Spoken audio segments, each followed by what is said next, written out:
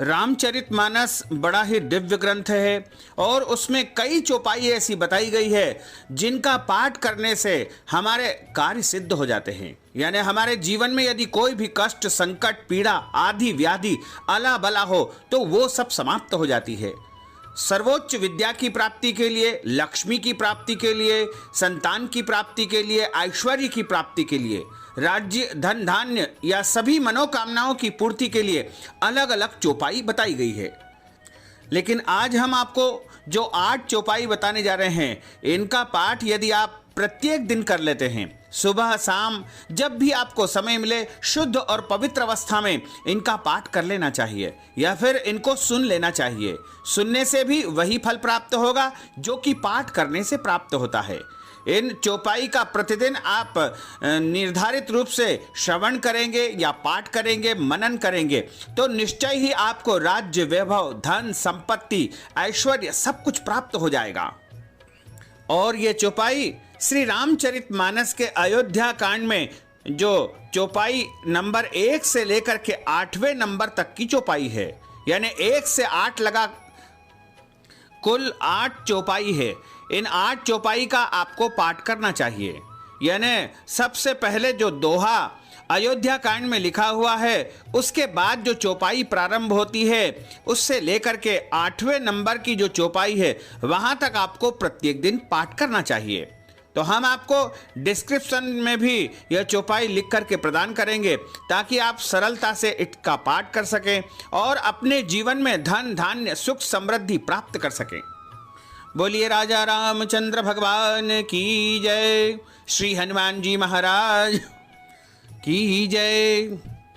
श्री गुरु चरण सरोज रज, निज मन मुकुर सुधार, बरनहु रघुवर विमल जसु, जो दायक फल चार। जब ते राम ब्याहि घर आए, नित नव मंगल मोद बधाए। भुवन 410 भूधर भारी, सुकृत मेघ वर्षहि सुखवारी। रिद्धि सिद्धि संपत्ति नदी सुहाई, उमगि अधि अम्बुदितः आई।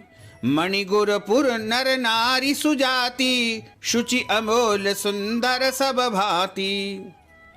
कही न जाय कछु इति प्रभूति, जनु इतनी विरंचि कर तूती।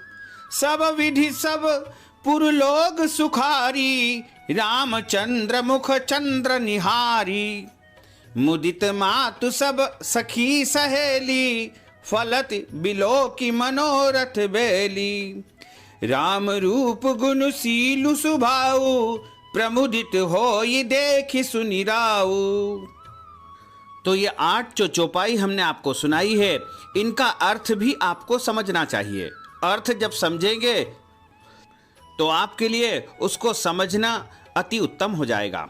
सबसे पहले जो हमने दोहा आपको सुनाया है, उसका अर्थ यह है कि श्री गुरु जी के चरण कमलों की रज से अपने मन रूपी दर्पण को साफ करके मैं श्री रघुनाथ जी के उस निर्मल यश का वर्णन करता हूं, जो चारों फलों को, धर्म, अर्थ, काम, मोक्ष को देने वाला है।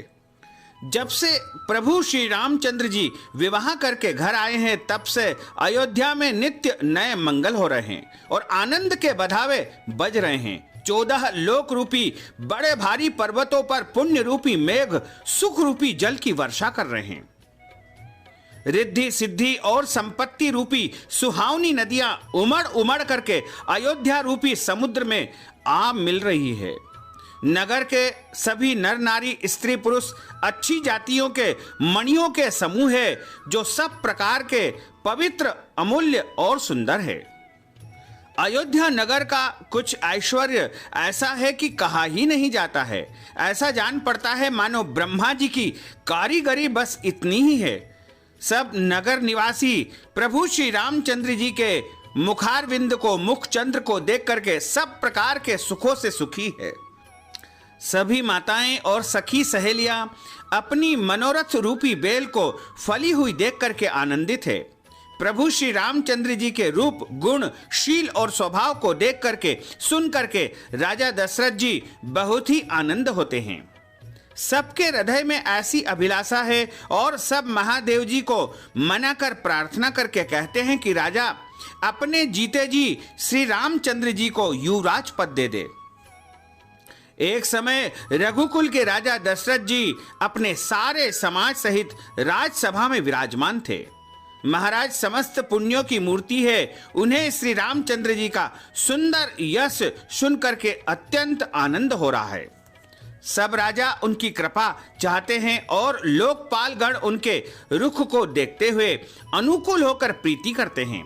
पृथ्वी, आकाश, पाताल तीनों भुवन में और भूत, भविष्य, वर्तमान तीनों कालों में दशरथ जी के समान बड़भागी और कोई नहीं है, क्योंकि मंगलों के मूल श्री रामचंद्र जी जिनके पुत्र हैं, उनके लिए जो कुछ कहा जाए सब थोड़ा है। राजा ने स्वाभाविक ही हाथ में दर्पण ले लिया और उसमें अपना मुंह देख करके मुकुट को सीधा किया। देखा कि कानों के पास जो बाल है वो सफेद हो गए हैं, मानो बुढ़ापा ऐसा उपदेश कर रहा है कि हे राजन, रामचंद्र जी को युवराज पद दे करके अपने जीवन और जन्म का लाभ क्यों नहीं प्राप्त कर लेते हो। तो अयोध्या कांड की जो सबसे पहली 8 चौपाइयाँ है उनको हमने आपको सुनाया है और उनका अर्थ भी आपको बताया है। यदि प्रत्येक दिन मनुष्य पूरी श्रद्धा, भक्ति तथा भावना के साथ में इन चौपाइयों को सुनता है या पढ़ता है तो निश्चय ही उसके घर की दरिद्रता का विनाश हो जाता है तथा उसके घर में जो भी दुख होते हैं, संकट होते हैं, कष्ट होते हैं, वो सब समाप्त हो जाते हैं।